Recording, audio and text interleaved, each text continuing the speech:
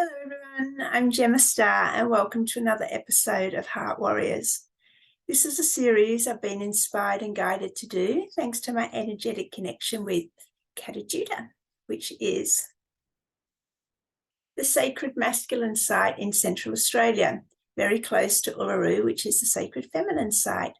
What I'm here to do is to give a platform to our men so they can share their journey into the heart with other men, man to man, and they can share the specifics of the masculine journey, their challenges, their insights, their tools, their practices, and of course for us women to get a better understanding of their journey. Today's guest is Gregg Prescott. He's over there in the States, and he is a writer into 5D energies, metaphysics, spirituality, divine union, all those juicy things. So it's my greatest pleasure to welcome Gregg to the show, and enjoy. Hello, Gregg Prescott. Welcome to Heart Warriors. Hi. How are you today? Doing great. Thank you for having me. Oh, my pleasure. Whereabout in the States are you? I live in Florida, near a beach called Siesta Key, where the sand is 99.9% quartz crystal. I think it's the remnants of Atlantis. Oh, interesting. Interesting. Yeah. Gregg, can we start off by telling our audience who is the man you are today? Who is Gregg Prescott today? Coming out swinging, aren't you? Yeah. Well, the man I am today isn't the man I was 20 years ago, 30 years ago, growing up. Growing up, I was your, typical dude, I guess you'd say, here in the United States. I played all the sports you threw in front of me. I also played lead and rhythm guitar in several hard rock bands in my 20s.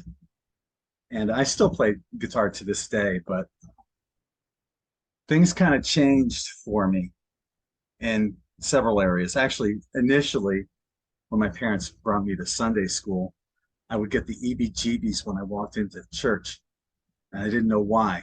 And then I almost got kicked out of Sunday school for asking my Sunday school teacher way too many questions because it didn't make sense. I wasn't agreeing with what they were saying. And here I am, like 4 years old. They're threatening to kick me out of Sunday school class. But then, fast forward, I played all in, all these bands in my 20s and stuff. And then I met my daughter's mother, and the birth of my daughter. My daughter was conceived on my 33rd birthday. As you know, 33 is a master number. And my daughter had a contract with me, basically saying, if I'm not on my path by the time I turn 33, I'm coming in and I'm going to get you there. So my daughter, Brittany, has been a huge blessing for me. The marriage with her mom didn't work out, but I had joint custody, and one day I was over at her mom's house picking her up. I had her Mondays, Wednesdays, and every other weekend. Her mom had her Tuesdays, Thursdays, and every other weekend. Whoever had her on the weekend got her on Friday. So I was over there on a Friday to pick her up.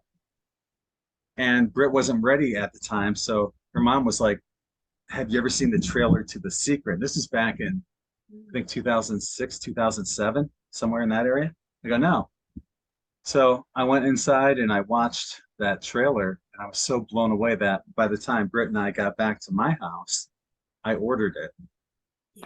And my life changed from that point forward.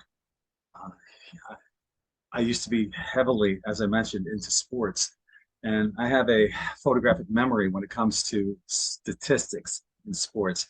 For example, I could tell you who's third in the National League in baseball here in the United States in doubles and how many they had, or what their ERA is, or whatever. For some reason, I would just see it, and it just got stuck in my mind, and it was a lot of crap that was cluttering my mind. But flash forward to that, watching The Secret. After I watched it, I stopped watching all sports except for American football. That's the only one I watch and follow. Everything else I dropped because it was cluttering my mind. So, Wow. yeah. Can But we we were, go on? oh, go ahead. Go on. Okay, I was just going to jump back to your childhood. What would you say was the most challenging point of your childhood?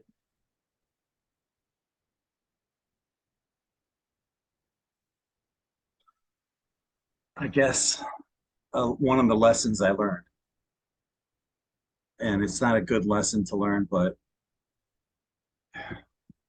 I did something when I was younger.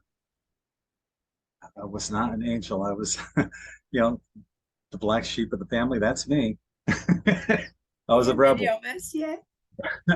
And that's your typical, I guess, bad boy, so to speak. And whatever I did, my dad got his strap out and he's about to hit me with it. And as he's coming down, I kind of escaped from him, but his strap caught me diagonally across my back. I went to school that day and I had gym class. I think it was like fourth period or third period.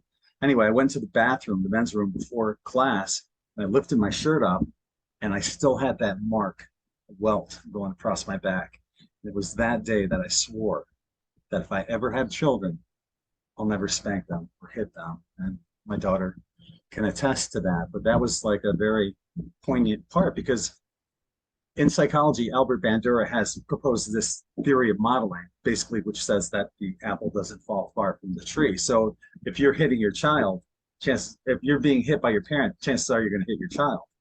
But that's also an opportunity to break the cycle too. And the hardest part is to look at it as a third person and realize that, you know what?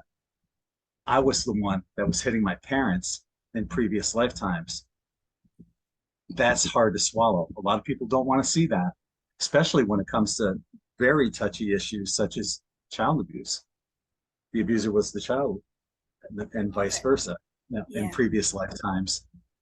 So, to look at it from that third person and to say, you know what? It's over. The cycle's done.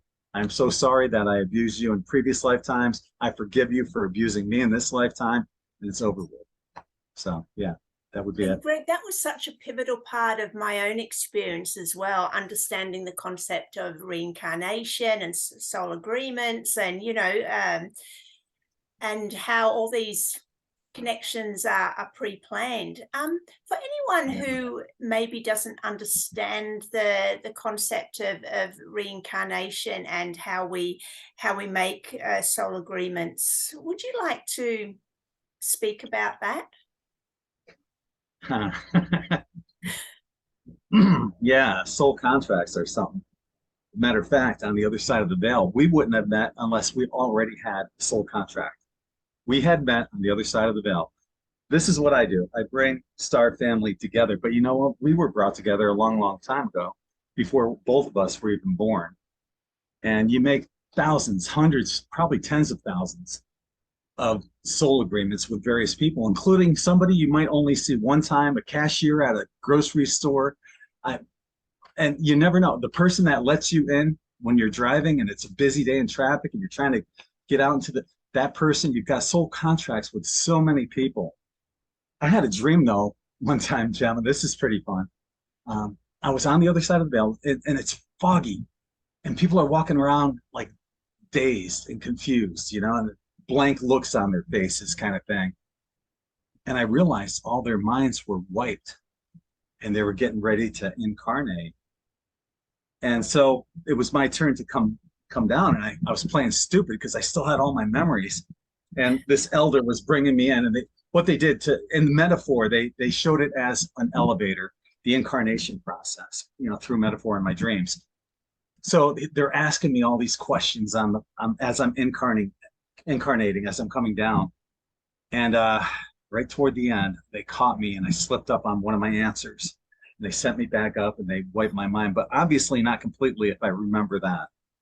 Wow. So there's still memories from that. But yeah, we all go through this incarnation process. We have soul contracts that we made. We try to make up and atone for previous life mistakes, like my previous life mistake of apparently spanking my parents, you know? So yeah, we go through all that and here we are right now. Like I said, you and I were supposed to do this because it's part of our soul contract.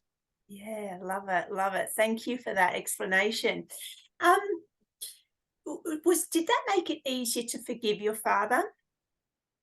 Because Oh was that yeah. the only incidents of violence, or were there others? Yeah.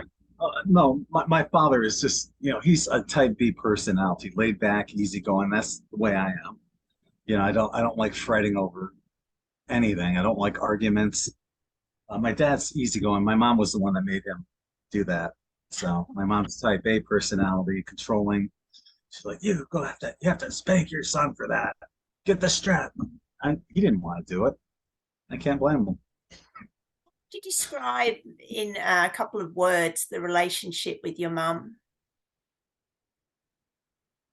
Like I said, she's a type A controlling personality, but I realized that she pushes me a lot. And it's not because, she hates me, it's because she wants the best for me. And that's her way of showing love. But I will tell you though, and my sisters will agree on this, we never heard I love you. We knew that our parents loved us, but they never verbally said that. And after my daughter was born, she'll tell you that I said it at least 10, 20 times a day, constantly telling her I love her. So I didn't want that mistake to happen. And once again, maybe that was me in a previous lifetime with them.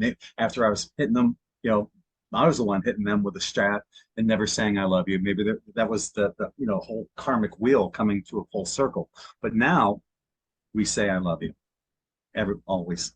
Yeah, every day, every time we see each other. Wow.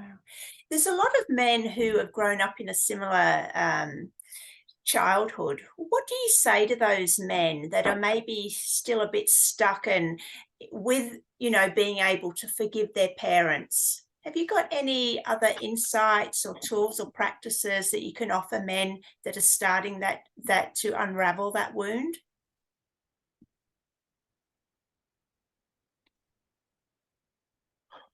Oftentimes I've mentioned so many times on my own podcasts in 5D, oftentimes people will pretend to be what society expects them to be and will go to their graves never knowing who they truly were.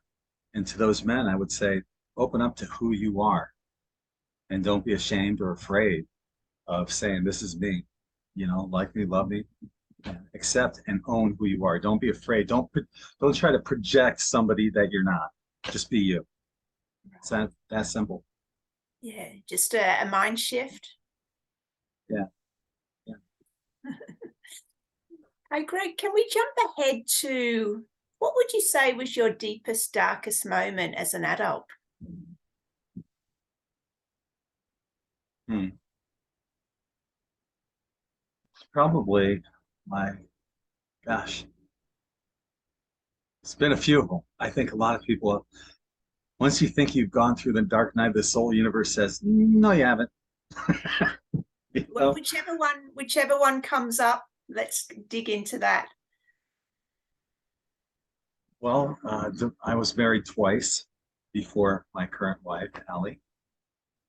Um, and divorce number two, right after that, I started dating a while, maybe 4 or 5 months after that divorce. It was probably a little longer than that, but that didn't last long. And then my dog died, and it just seemed like everything came down on me, and that was pretty rough. But about a year and a half ago, I got diverticulitis, and I ended up having a colostomy, and then a reverse colostomy, and an incisional hernia, and an incidental appendectomy, all done at once on me. And then I had this past December, I had a quadruple bypass. So, I mean, but here I am. I'm still Wow, here. you look Yeah, amazing. I appreciate that. Thank you. And Feel yeah, pretty good. I did follow your journey as you were going through it. What did that feel like to be in that hospital bed and just with all these physical things happening? Like, first of all, what did it feel like? Because you're used to being active and out and about on the beach and guitar and yeah, let's start with that. What did that feel like? Well, initially, there's a lot of pressure, congestion in my chest. And I'm like, this isn't good. I drove myself to the hospital, got there, and they're like, hey, you probably shouldn't have drove here. But I made it. And yeah, they say we gotta get you in ASAP. Um, I had a heart attack a couple of years ago, and they put a stent in my heart. So this second time around on this. And I turned 62 in October. I'm thinking, damn, I'm too young to be dying yet. But so yeah, they brought me in the following day. I had a quadruple bypass, and it was what was interesting about that. Actually, no, it was 2 days later, because the following day the doctor came into the room. The surgeon, he goes, "All right, I know I got to wash my mouth on this. Have you been jabbed yet?" And I go, "Nope." He goes, "Well, I don't operate on people that haven't been jabbed." I said, "Well, that's the way it is." Following day, he comes back and he goes, "Oh, I'll operate on you." So yeah, so I had it done, and I mean honestly, you can't even see where they carved into me. They're before they had these huge butterfly stitches that they put in. Now it's just a very tiny seam, and can't even tell honestly. So what was So your mental process as you were there, obviously? How long were you in hospital for? a couple weeks probably. Yeah, Yeah. and I can only imagine as a man that puts you in a place of maybe not being in control, of maybe vulnerability, weakness. I don't know. That's why I'm asking you, how did you feel? I can only imagine. What was your mental process to start spiraling up instead of giving up and spiraling down? Well, I got to tell you this. They had me. They wanted to give me pre diabetes medication because I was, pre-diabetic according to them. Um, my blood, I take my blood sugar every day, and I know that it's anywhere between, like 95 and maybe 110.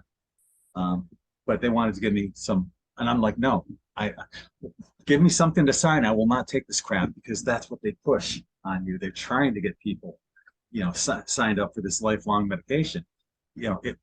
Calling me pre-diabetic. I'm like, no, no, not happening. So I think that was the rebellious side of me, rebelling to the controlling person like my mom was. Yeah. I would rebel against the doctors as well. The doctor tried to bully me into getting the shot, and I said no. And they tried to bully me into taking some medication I knew that I didn't need, lifelong medication. No. So the spiraling up though part, coming from that point going up, it's all in your belief system, honestly. You look at it as a, third person, as an outsider looking in. I tend to do that, through introspect and to think how grateful I am to have the support. There were times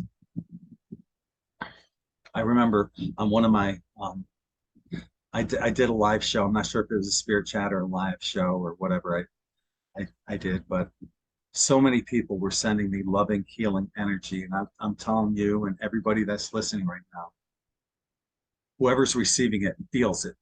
They feel it. I felt it to the point of tears in my eyes, crying, that it was so powerful. So many people were sending me so much love and so much healing energy.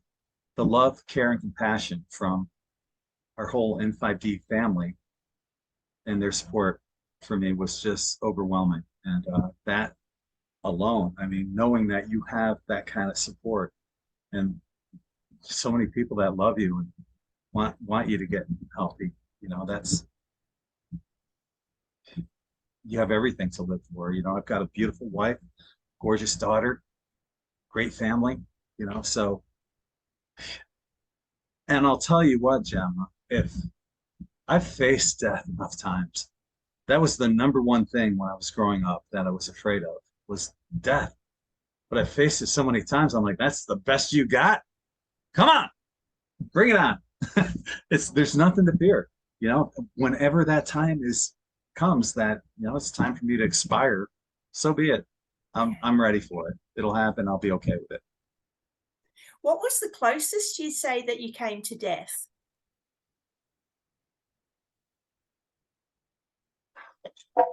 Well, I guess either heart attack could have done it. Um, got into a car accident one time. Some guy ran a stop sign and I plowed into him doing 70 miles an hour. Excuse me. So a few times. Okay, take your Yeah. pick. Yeah. We've all had some kind of fate with death at some point in our lives. But interestingly, my father, about a week before that accident, he retired and he gave me his company car. And it was a Chevy Lumina. And at the time, I was driving this old Nissan Sentra that at the time I was living in upstate New York, and all the cars up there get rusted out from the sanders and snow and winter and all that. So it was rusted so badly, I could see through my floorboard. I could see the pavement through my floorboard. But about a week before that accident, my dad gave me his car.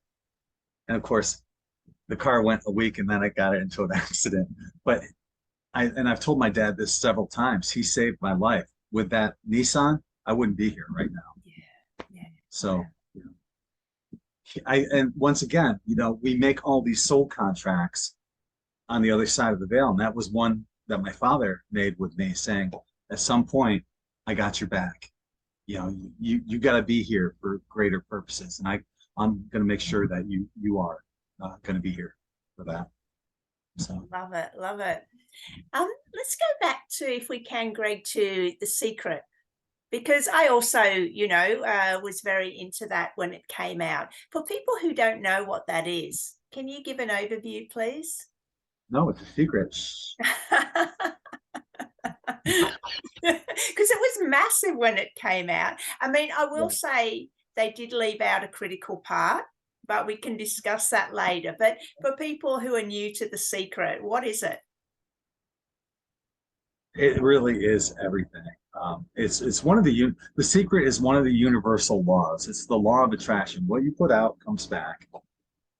I like using it for finding parking spaces at the beach, because I go to this one little beach on Siesta Key, and there's only parking for 20 cars there. But I imagine before I even pull in, the first 3 spots are open, and I have my choice of one of those. And it's worked so many times, and I've taken so many pictures of my car, different days, number one spot, the best spot on the beach.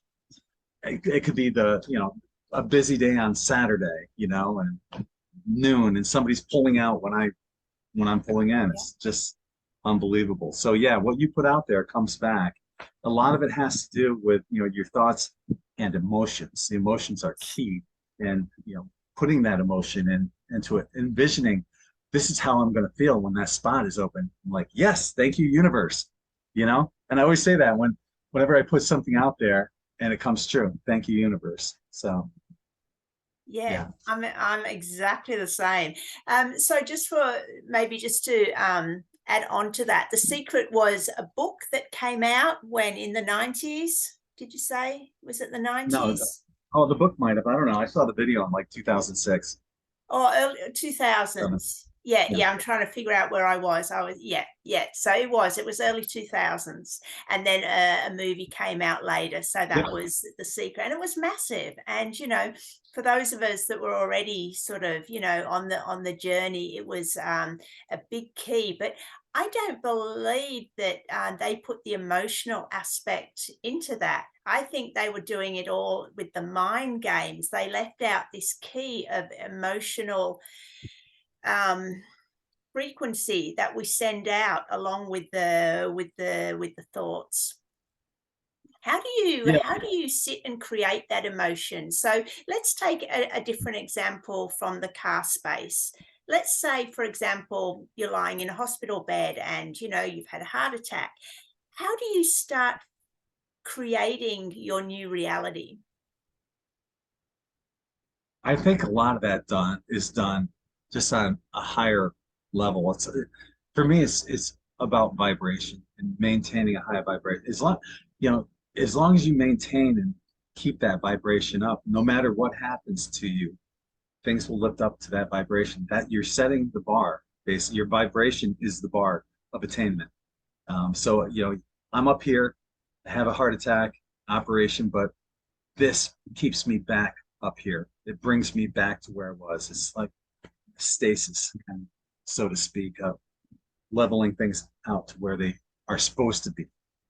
Yeah, it's. Would you agree that it's all the work we've done beforehand that just naturally then bounces us back up? Like we know that what happened yesterday is creating our today. So what's happening today is creating our tomorrow. And so we have no fear of the future now because we know we're living in out of the heart energies today. Would you agree with that? Definitely, definitely. There's so much work that we all have to do, period. And if you're just starting out, don't look at it as being overwhelming. The way I say it, if somebody's just waking up right now, it's like going to a buffet and loading your plate up. You got this plate stacked up to here with food, but forkful by forkful, you end up cleaning your plate off, and we're all in that boat with you. If you're, because no one's ever going to be fully, you know, there's always more work to do. You know, have you ascended yet? No. Well, you got more work to do. you know, so that's the way I see it. So yeah. Did you incorporate any specific practices into your daily routine or weekly routine, as you were cleaning yourself up and upping your vibe? Can you share those with us, please? Yeah. When I go to the beach, I do what I call a walk of gratitude. And there's this seawall at the end of the beach that I always stop at. And that's my reminder to do my routine every day. And what I do is I say, dear creator, source, universe, spirit guides, guardian angels, friends and family on both sides of the veil, galactic neighbors and friends, higher self, and Mother Earth. I'm sorry if I don't say this as much as I should. Please forgive me. Thank you for your unconditional love, safety, support, protection, and abundance in everything that's good in life, as I promise to listen with open eyes, ears, mind, and heart. And lastly, more than anything, I love you all.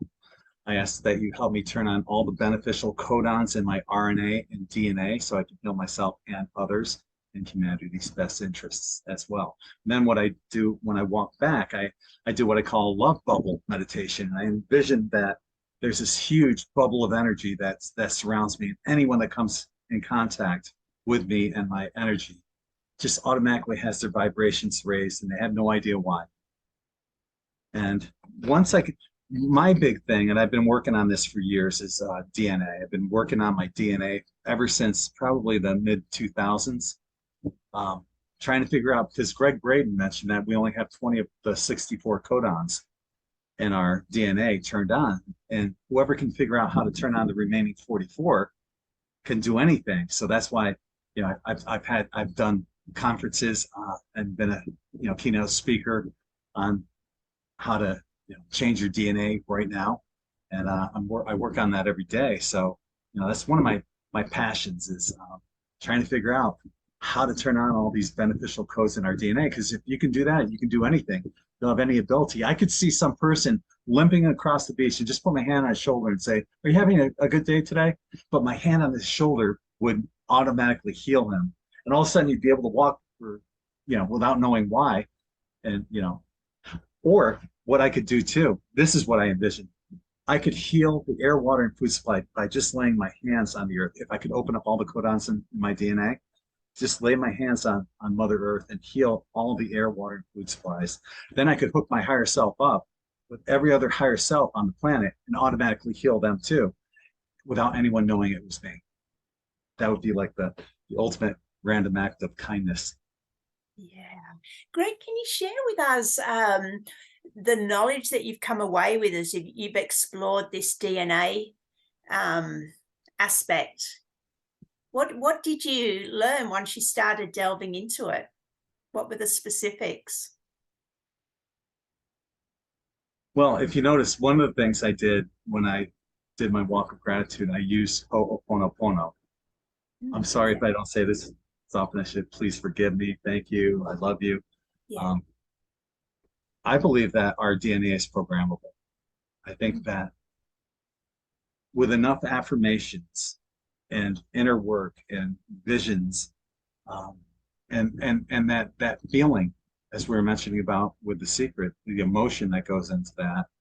I have a 1 hour RNA DNA codon activation video, and it's on in5D. It's free if you want, if anyone wants to check it out. I have it with ambient music in the background and without the ambient music. And oftentimes when I go to the beach, before I do my walk of gratitude, I'll walk the beach for miles, you know, at least an hour long, to and I'll listen to that video over and over and over again, um, programming my mind uh, that all of the beneficial codons in my DNA are now open. So, you know, I think it's working. I honestly, I'm getting to that point where, you know, you look at you look at people. I hate to ask you how old you are, and I'm not going to, but you know, I turned 62 in October, and people, when I was, 30, 40 years ago, when they were in their 60s, they looked at people nowadays in their 50s and say they don't look their age anymore. Something's changing. And I think there is something going on with our DNA right now. What do you think? Definitely. Well, I'm 56, so yeah, I don't I don't think I look it. In fact, I Not stopped at even all. celebrating birthdays because it wasn't in resonance. The age they tell us we are is not the truth of who I am. So, because as all aspects of my life, I'm, living in alignment with my true self, that just didn't resonate anymore. And so I say it, but it's as if I'm telling a lie. But I think we're all going to go back to 33 anyway as we go into 5D, and of course ageless and immortal. What do you reckon about that? Okay, well, first I have to ask you this. Do you dream? Well, I do, but I don't remember them. Very rarely remember them. Okay. I have this rare sleep anomaly where as soon as I go to sleep, I instantly go into the dream stage and I stay there all night. The stage after is when they say you have all this beneficial healing and stuff. I don't get any. I had sleep apnea, and I had to have a sleep study done where they put all these electrodes all over your body, and that's how they found out about that. But so I immediately go into the dream stage, and I remember my dreams. Um, when I dream, and I'll put this out there to any of your viewers too that are watching. I don't see old people in my dreams. The oldest people I see might be my parents, and they're in their 30s, maybe. My dad might be 40 or something like that. The only reason they appear that old is because if they were any younger, I wouldn't recognize them. Everybody is young in my dreams. My sister died in 2011, and when she visits me in my dreams, she looks like she's about 23 or so. Oh, young, healthy, beautiful, happy.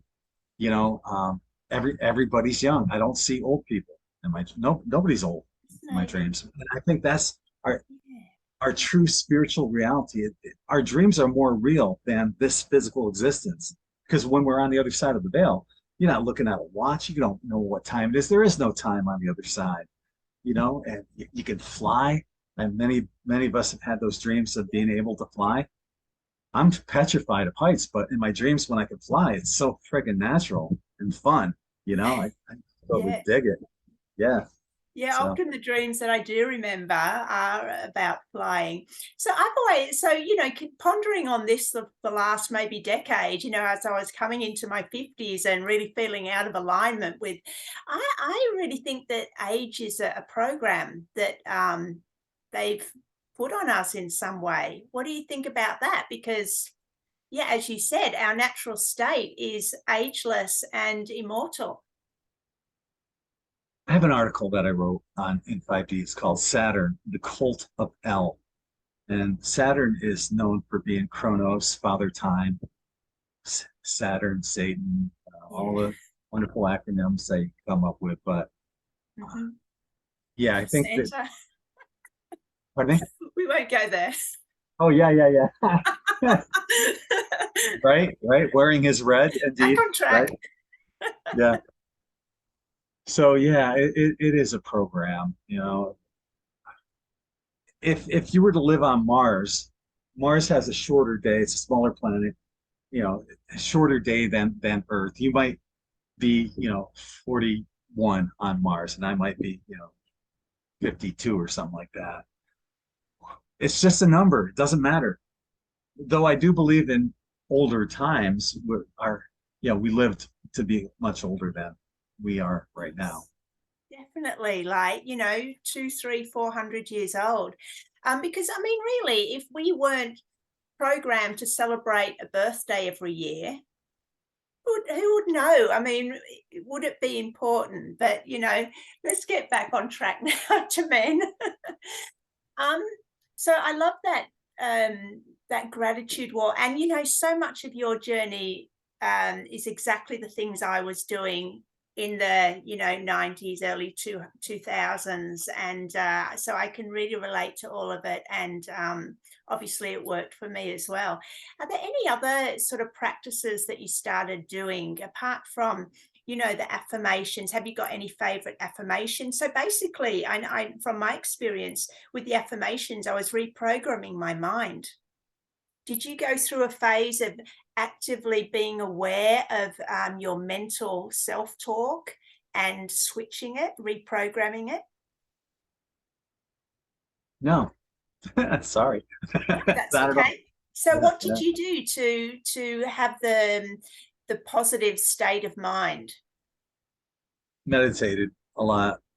For years I would meditate, and for hours, and it really does a number. Brings you to a place where I now right now there's probably other people I can do this out, probably many people, but it's not going to happen immediately when you meditate. I can go to the beach. There could be thousands of people on the beach. And as soon as I get into that meditative state, I'm the only one there. I can't hear anything. Nobody else around me exists when I get into that meditative state. That takes time. So it's not going to happen. Maybe it can happen to the novice meditator. I don't know. It didn't happen to me. It took time. But once you get into that zone, you can get into that zone anywhere at any time, I Yes. think. And it Again, brings you to that spot once yeah. again. Yeah. So a lot of men are very much in their mind and they're just like, I can't meditate, tried it once, can't do it. What advice have you got for those? How does one start? Give us some practical tips and steps for an absolute beginner. Well, it's important to remove the clutter. And that's you got to find your own way to do that. For me, it was not to watch sports anymore, but I'm not going to tell somebody to don't do this because it worked for me. Find whatever it is that works for you. On N5D, if you go to the search bar, just type in open eye meditation. This is what it is basically. You take two bottles, any kind of bottles, glasses, jars, two of anything, put them about 6 feet in front of you and about 6 feet apart from each other. Try to focus on them, on both at the same time. You can't. What happens though is both sides of your brain cancel each other out and it goes blank. So if you're looking for a quick way to make your mind go blank, try that. Wow. So when you meditate, I imagine it's different for all of us. Does your mind go blank? Is that the aim of your meditation? No, sometimes it depends. It depends. Sometimes I want my mind to go blank and then I welcome in whatever thoughts come to me. And other times I just let it go blank and keep it there because I just don't want anything I just want to stay in that space of silence. So it depends. There's so many ways of meditating, so many different forms of meditation. Um, I actually, I have another article on N5D that I wrote. I think it's called, do this right before you go to sleep at night. And it teaches you how to open your third eye like that so quickly when you go to bed. Because a lot of times right before you go to sleep, I'll start to see like this bluish, purplish color. And then some images might come to me, like outlines of images. And then I fall asleep. But what's happening is your mind is going into that alpha state. And you can just hold that cognitively, hold that when those images are just the outlines. Eventually you'll be able to see the actual image itself. And you'll get visions at that point. So you're so close. If you're seeing any of that those like the outlines of images, the purplish, bluish colors while your eyes are shut, you're really close to having your third eye open. And it's so easy to do. So easy. What would you say were the main benefits that you got from meditating?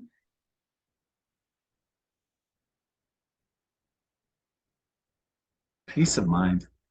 Yeah, just being able to relax. And even though I'm a type B personality, I'm pretty hyper for a type B. I got a lot of energy. And I like doing things. I like being on the run, but it's nice to be able to slow down and get centered. And I'll tell you what, I'm a triple Libra, which means my sun, moon, and rising are all in Libra. And everyone thinks that Libras are all about balance. No, we're constantly seeking balance. So if you're a Libra, you understand what I'm saying. You're trying to find that balance. What do I need to do to attain this balance? And if you're a triple Libra, you're like, I'll do anything. You'll go to extremes on either end trying to find that balance. And that's probably why I was a little wild growing up. I love it. Well, does that, with your understanding and knowledge of the metaphysical realm, does that balance, where does the masculine and feminine harmonies come into that? Let's start with the individual. Like, because maybe men are hearing for the first time that they have some feminine energy in them. Can you talk to men about that? Definitely. We all have divine masculine and divine feminine energies. And any guy that denies it, you're just lying to yourself. When you were a kid, you cried.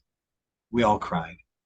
You might have saw a movie that made you cry, like Old Yeller or something. But unfortunately, the way our culture is like, when you're a boy, come on, stop crying. Big boys don't cry. Take it like a man. This kind of stuff. And we kind of teach our children, our boys, our young boys, to that the divine feminine is a weakness, and it's the wrong approach. It really is. What happened with me is that, like I said, my daughter had a soul contract with me. She came in while she was conceived on my 33rd birthday. So part of her plan was to get me going on my right track. And how she did that was, and it's funny too, because when people would ask me when my ex was pregnant, would you like a boy or a girl? Are you hoping for a boy or girl? I think deep down you kind of hope one way or the other. And I'd say, yeah, I'd like a son, so I can play ball with him or whatever. But I had a feeling it was going to be a daughter. I really just deep down, I just knew it was going to be a daughter. And I wouldn't trade her for all the sons in the world now. I love my daughter so much. But she would do this. She's like 3 or 4 years old at the time. And she'd crawl up onto my lap at night in the evening, like on a Monday night or a Sunday night, right before American football was to come on TV for the night game. And she'd curl up in a little ball on my lap and look at me with her little puppy dog eyes. And in her little angel voice, she'd go, "Daddy, can I stay up and watch a little football with you?" I'd be like, "Sure, pumpkin." Yeah. 5 minutes later, she's running around doing everything other than watching football. She had me wrapped around her pinky. this went on for a couple of years before I realized what she was doing. But what she did, it's that little soft voice, that little daddy, that kind of, it melted me. And having a child, I think also it allows you to bring that inner child out once again that's been hiding since you were a child yourself. Most men's inner children has been hiding since they were probably 10 or 11 years old. So, we would make rain hats, we'd jump in every mud puddle in the city, and we'd just go out and do fun things. She had her picture in the paper, I don't know, 5, 6 times. She was on TV one time. People are asking, and it was when she was with me, and people are asking, are you paying off the newspaper to get her in there? I'm like, no, we're just actually out doing fun things instead of staying in front of a TV. Yeah. But she's the one that broke down that whole macho side for me and showed me that side of myself I haven't seen in years. And I am so grateful that I had a daughter, and her specifically. Once again, another soul contract. Amazing. So what's your definition of masculinity in this day and age? I'll tell you what, I was thinking about the whole toxic masculinity, what they call, what a crock of, I'm sorry, I can't say that. You can swear, you can just be you. Crock of shit, that is. It is. It's crock of shit. They're making it seem like everyone that's masculine is toxic, and that's bullshit. I guess to extremes, it could be, but to take away the masculinity of us is the thing is, what you have to do. And fortunately, yet another lesson I learned with my daughter is find that balance and understand and realize and accept that we're a combination of the divine feminine and the divine masculine. And it's okay to have emotions. It doesn't make you any less of a man. I think my wife digs me even more because I am that fully balanced and centered man that we all need to be. Interesting, isn't it? Because I think on the whole, the healing of the feminine has come in the last 5 years, but now it's really relevant that the men are rising, heart and spine. And this toxic masculinity, a phrase that was probably coined by the media, is really mainstream at the moment. And I'm wondering if that's a direct attack on our men, to try and hold them down, because once our men rise, we're cool, we're good. I mean, obviously we need the women as well, but it's the men and the qualities of the divine masculine that, we are really coming into the healing journey of the men at the moment. Would you agree? Yeah, I totally agree. And when you throw in having to declare these pronouns, and then I'm 100% man, I'm him, he, or whatever. It should be kind of obvious, but I think this is all part of the melding of, I guess they're trying to get everybody to be like one sex, basically, and that's not the way it is. You have the male, you have the female. You have to have them to be, one ultimate as a twin flame, like Allie and me. She's my divine feminine half of myself, and it's this perfect union together that just has this symbiotic relationship with one another that makes it so strong. I've had this idea, Greg, that because so many of us are coming into our healthier masculine and feminine aspects and healing. It's really just a healing journey to come into love and find our peace. But what I'm thinking with this, let's say it's the inverse, that they're trying to create a masculine, feminine, and what's the word? Oh God, when you can't tell if it's masculine or feminine, it's all combined, right? I'm a writer. I don't speak as well. I usually let the men do the talking, but that's maybe the inverse of the divine aspect of healed men and women coming together to create divine union, because that is so forceful. Does any of that resonate? I remember as a kid, um, David Bowie, he was just, talk about androgynous. That's the But word. yeah, but his lyrics were just so futuristic as well, though. And there was something intriguing about him, but yet it was an act. It wasn't, I don't know. Yeah. It was Anyway, that just, was it just a wasn't thought really that, reality. Right. Yeah. How is Ali, by the way?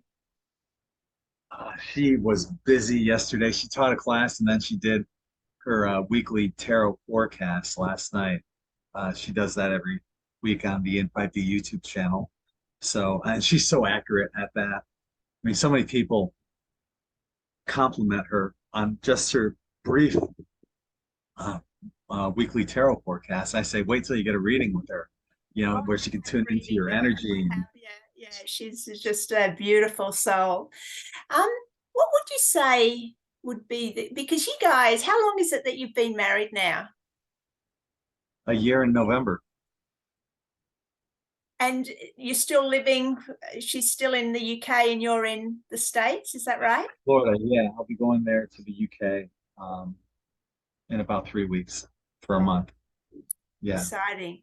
So what are the challenges that have come up with what you, and I'll just, what you are referring to as a twin flame relationship? Mm-hmm.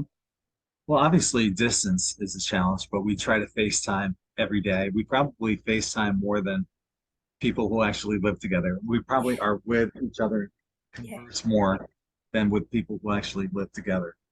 But that's probably our major challenge.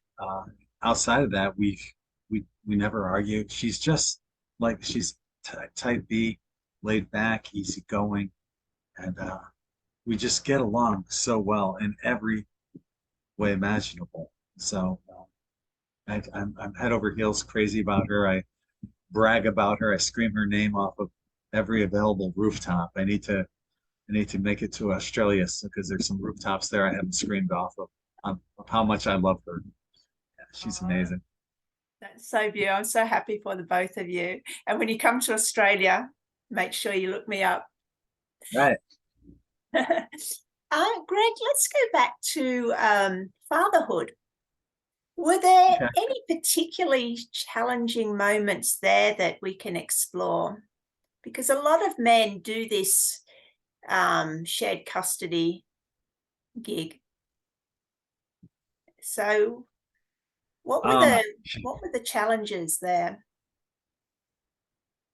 Well, just making sure that everything you do is in the best interest of your child. Because, like I said, I don't believe in spanking and hitting, but how do you tell that to your spouse that does? Right. That's a challenge. Yeah. That could be a challenge. How do you deal with that? How do you process that?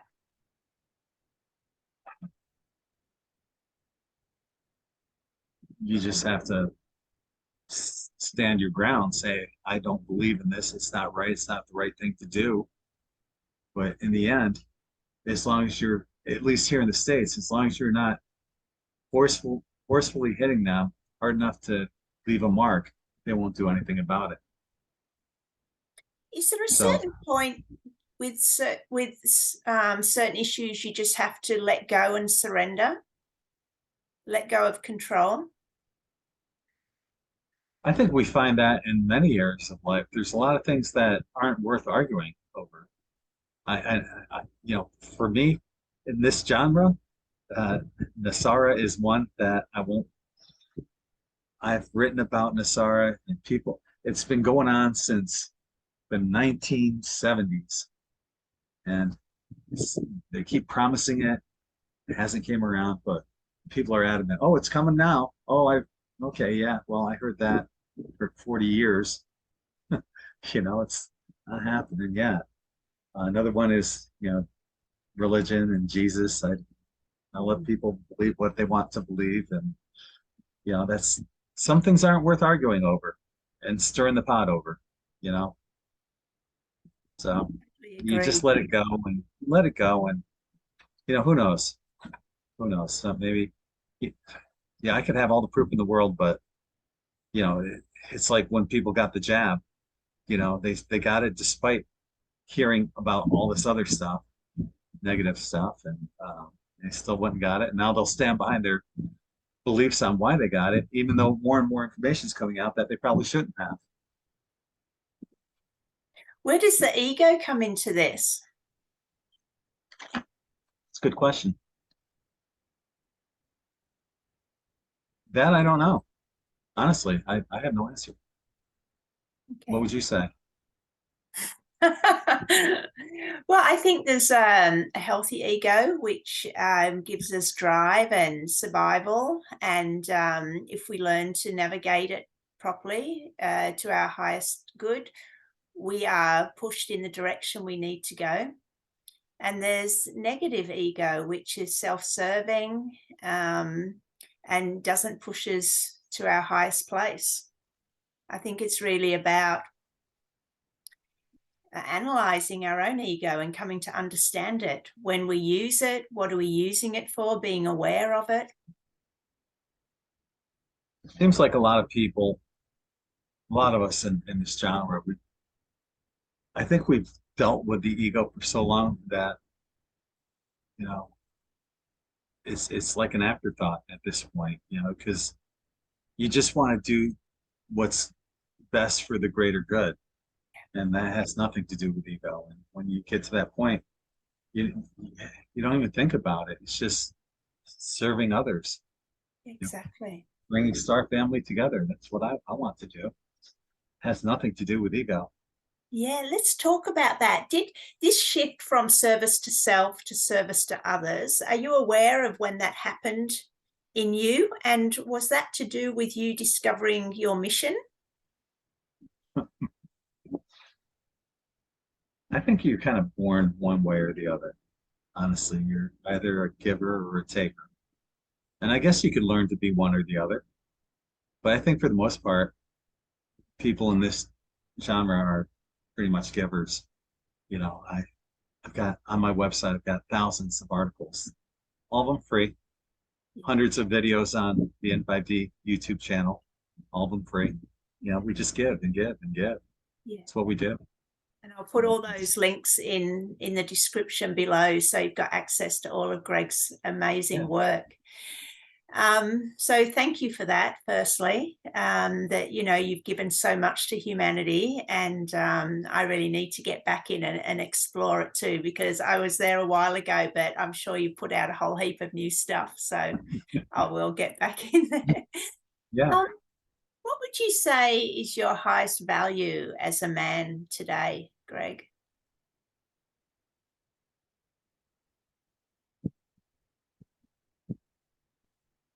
Highest value as a man.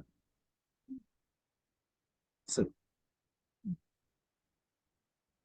well, obviously, I would say, loving others.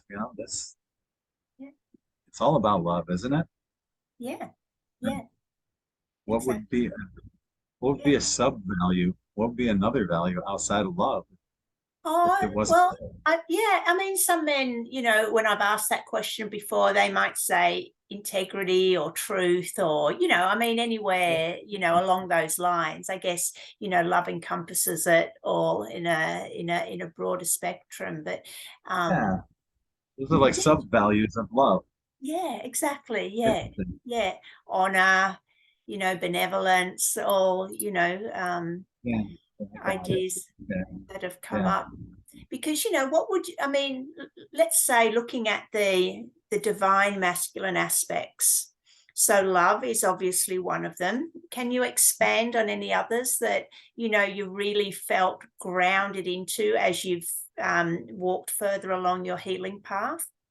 Empathy, Empathy. Okay. Yeah. empathic. What does that feel like? It's being able to put yourself in somebody else's shoes, or at least having been there and understanding where they're where they're coming from. And for example, oftentimes, and when you're comparing the male and the female, like a male can't empathize having a child. They can't be empathic they can sympathize. They can't empathize. I've never had a child, never will. Yeah. Personally, I have a child, but I've never had a child. Yeah, never given birth. So, yeah, and I was there for my daughter's birth, but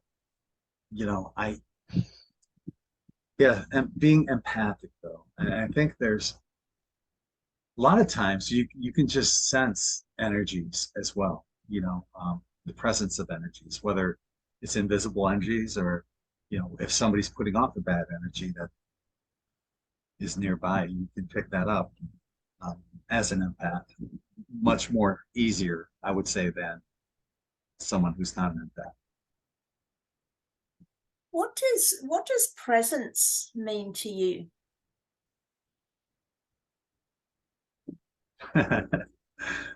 Well, curious what it means to you. I know what it means. I'll answer it first. But I'm curious what you have to say. It's being in the now. It's being in the moment right now. It's being able to not be too far ahead or not to live too far behind, but being right here, right now, in the center. Being present, being aware, without judging, without just being, basically. I'm curious. I totally agree with that, and I would say the same, but I did have a reason for this. So a lot of us, and let's talk about men, are stuck on something in the past, or they're worried about something in the future. And this was my aim, to get this topic of presence discussed. So what would you say to men that can't or having a challenge letting go of something in the past?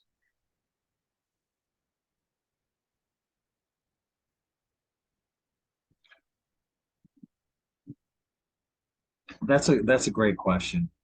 Obviously, my background is in psychology. I was a child and family therapist for at-risk youth. And I don't want to look at it too much from a psychological perspective. I'd rather look at it more metaphysically.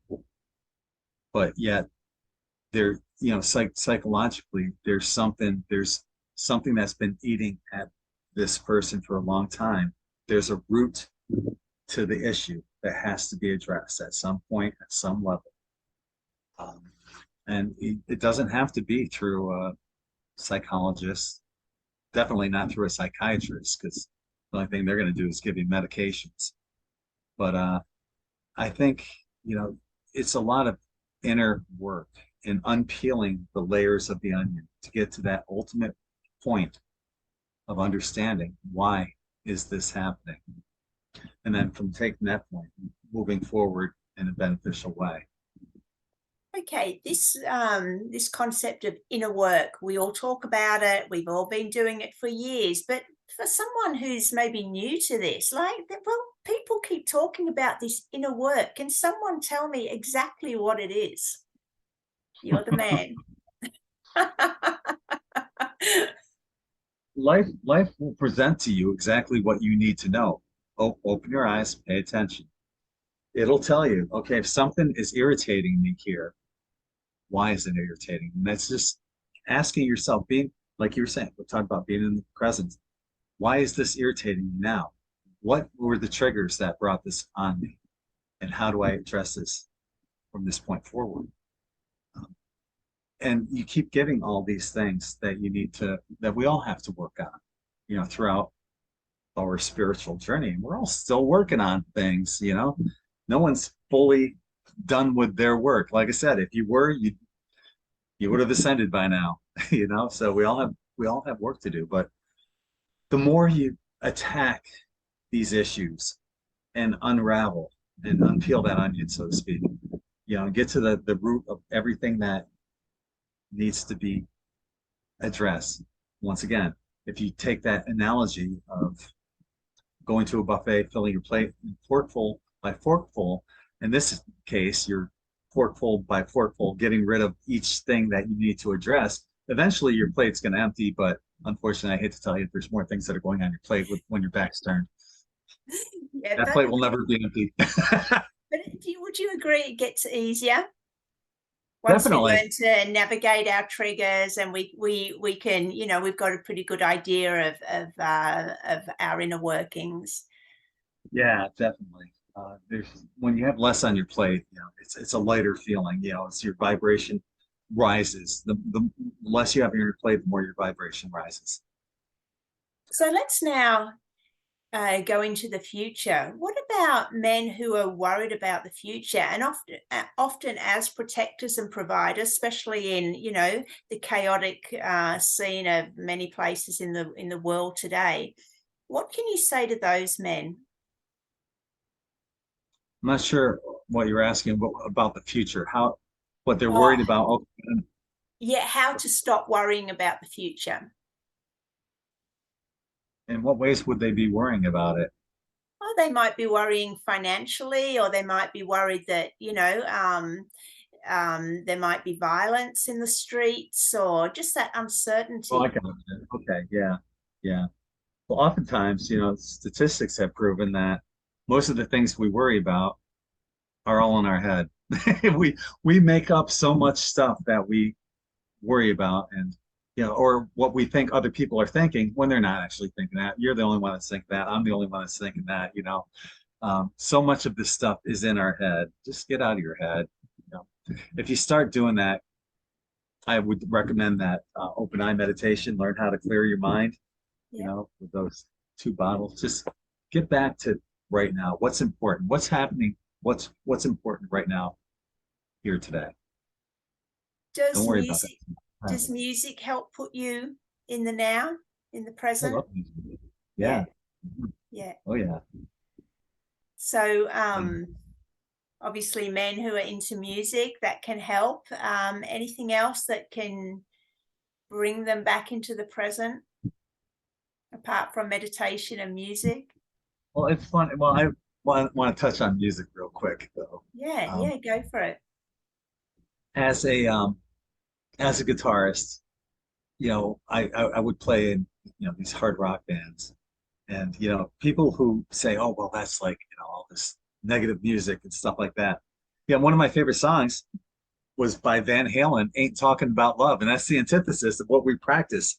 But it just has such a great bam, bam, bam, has a great vibe to the music, the flow, the lyrics, everything rocks in that song. The lyrics, I I could care less, because it's just a song. What it's how it makes you feel. The Yes, bottom line, if you feel good listening to any song, how can that be a bad thing?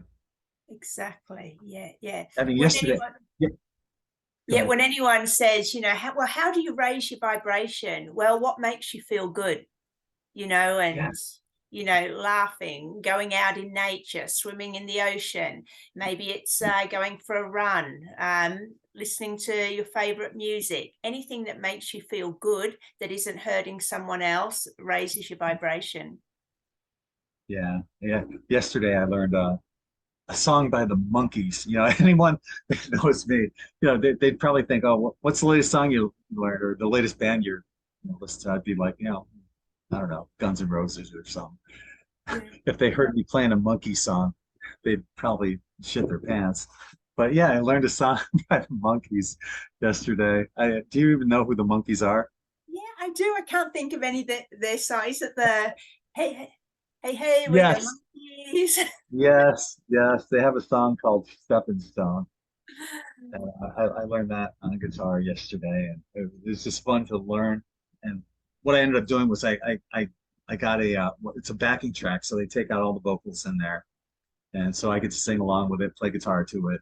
And what I ended up doing was I took it into a mixer and edited in a spot where I could put a long lead in there, and I just had a lot of fun with it. So anyway, it's how it music is how it makes you feel. So yeah, Exactly. Yeah, whatever yeah. you listen to, as long as it makes you feel good, keep listening to it, Yeah, whatever it that's is. why dancing, laughing, even sex, because it brings us into the moment, and we're not worrying about paying bills, and we're not worried about, what our ex is doing, or, that aspect of the past, and holding on to the past and worrying about the future. So all those things, anything that makes us feel anything that brings us into our senses, like if we're watching, for example, a dog play, for that moment, our senses are bringing us right into the present. If we're feeling the wind in our hair, or we're, listening to music, or,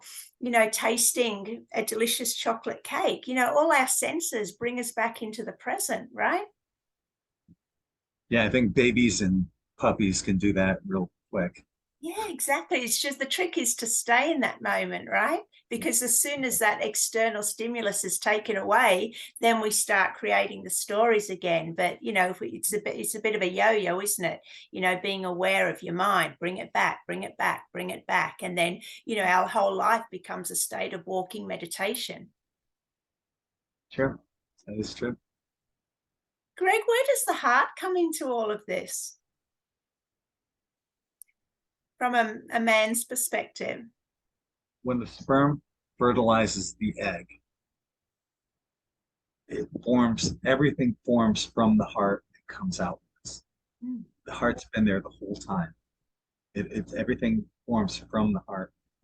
That's why we have all these huge neural networks going on. And they say that the heart is more powerful than the brain in electromagnetic sense. So yeah, unfortunately though, for a lot of guys, we tend to hide the heart behind this macho facade, and it's really doing yourself a disservice because you're denying part of yourself, not only to yourself but to everybody that you encounter. So, and to a potential mate as well. So, just once again, be true to yourself. It's okay to have a balance of male and female, divine masculine and divine feminine. Without you know without losing who you are. Like tonight, they're here in the well, it's 8:10 p.m. right now. There's a football game, American football game on tonight. Like half an hour of that I'll probably be watching and throwing stuff at the TV. Ah, yeah, bum. But just being a guy, doing guy thing, and that doesn't mean that I've lost that divine feminine side of myself, because I can still tune into that anytime. Thank you to my daughter who showed me that side of myself, and I refuse to let go. So yeah, just once again to the guys out there, that are watching, just be true to yourself. It's worth repeating one more time. Too many people will live their entire lives pretending to be what society expects them to be, and will go to their graves never knowing who they truly were. Don't be that person. Exactly. Find your authenticity. That's such a key to freedom, isn't it? And that's the masculine drive, if you agree, freedom. And that is being ourselves. So it's a vital part that, you're reinforcing there. Greg, throughout your previous marriages and your any other relationships, what's the biggest lesson that you've learned in relating to women?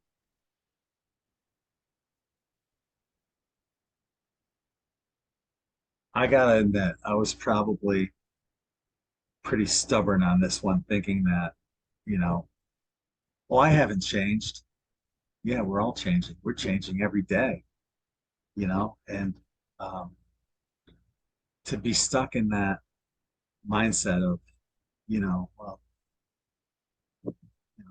perhaps I could have done more in a different relationship.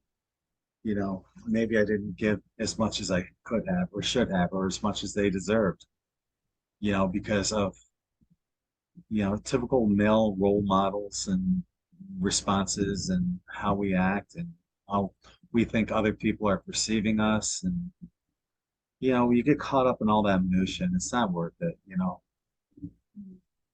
There's so much more to life than just worrying about crap. And, for me, it's just about being my authentic, true self. And this is who I am with you, with people that meet me at, like, for example, here, and I have a N5D weekly or monthly beach meetup where we get together. If you're meeting me for the first time on the beach, what you're seeing right now is what you get.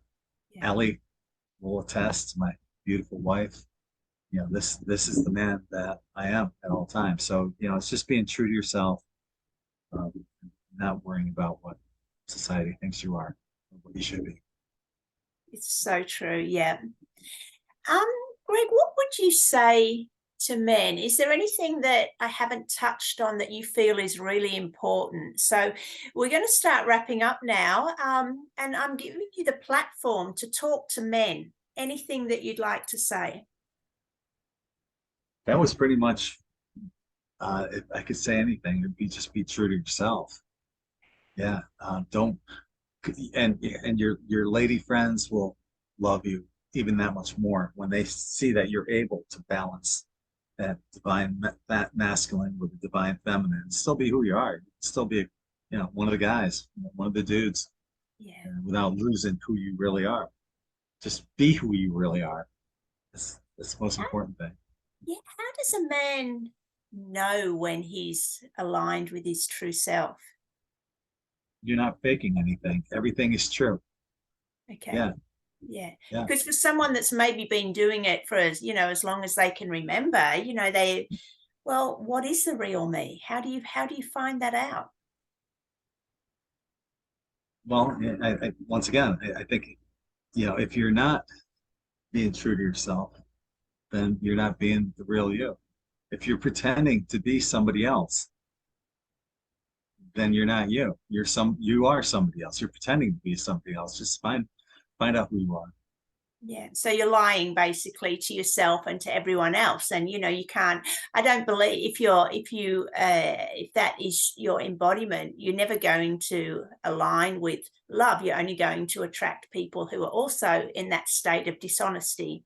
So, you Yeah. have to find yourself to then open up to other honest people and really find true love. Well said. Yeah. Yeah. Totally agree. Greg, I'm going to put all your links that you send me below. But if you'd like to talk about where people can find you, what you do within 5D, your podcast, your writing, please take the time you need. Yeah, yeah, definitely. Well, check it out at in5d.com. Actually, I have a new banner that's arriving. It's much more cosmic than what I have right here. The logo just changed. So if you go to in5d.com, you'll see the new logo. I gave it a whole new appearance on in5d. It looks great. So yeah, check that out, in5d.com. I also have like, I have these quantum tie-dye t-shirts.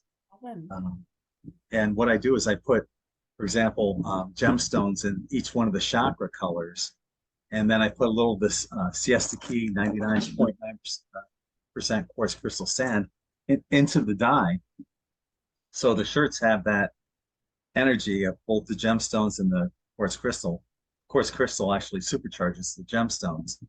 And then that's all locked into the shirts. People say that when they wear these shirts, they have amazing dreams at night. So yeah, and then when I send them out, I sprinkle even more quartz crystal sand on the shirts. I have people that are collecting the sand in like little vials and stuff. But what it's doing too is it's bringing together points of light all around the world. I've sent these shirts all around the world, and that Atlantis sand is going everywhere. It's connecting all these points of light together. So it's really exciting, and I really, it's one of my passions is making these shirts and seeing how people I love wear that them. one. It's yeah, just beautiful colors and design, and they'd all be so unique as well. Love Yeah. that.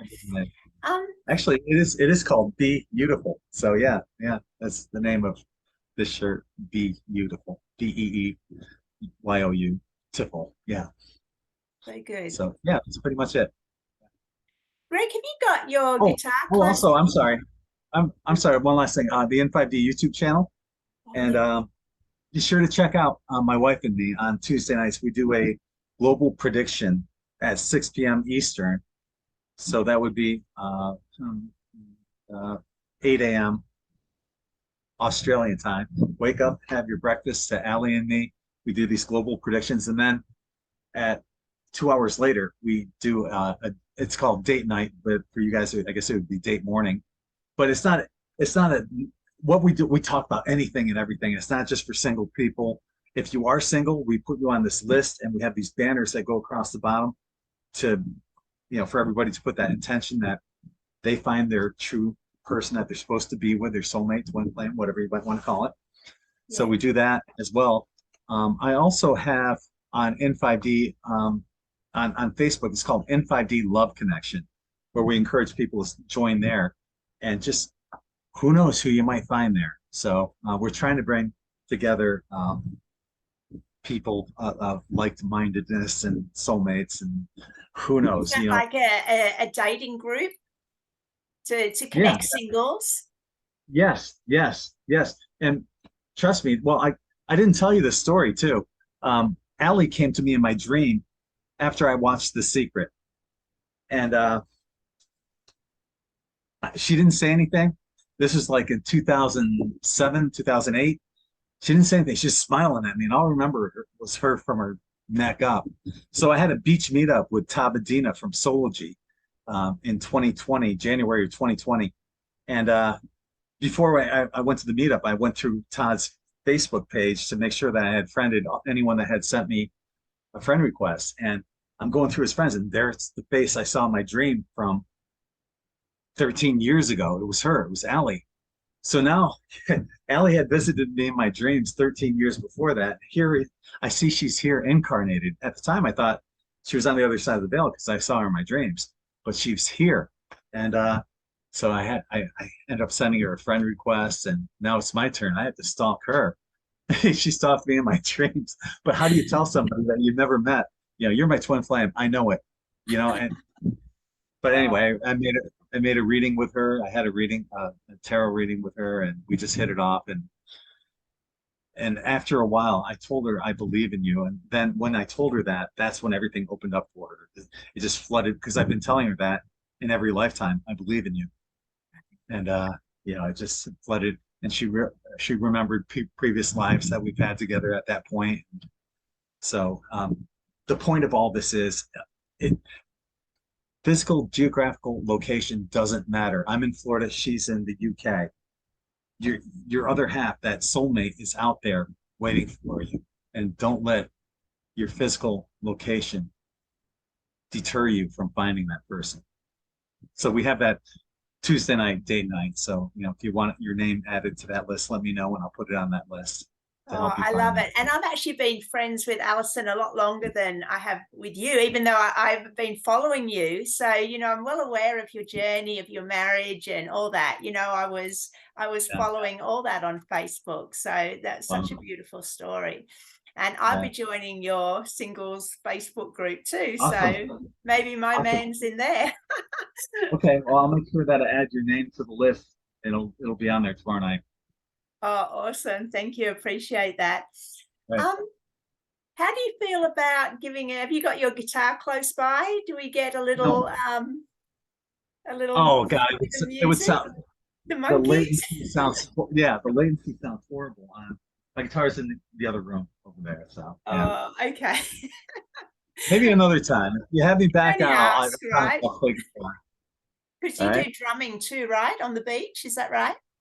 Yeah. Got a little. All right. Well, can you give us a drum rollout? All right.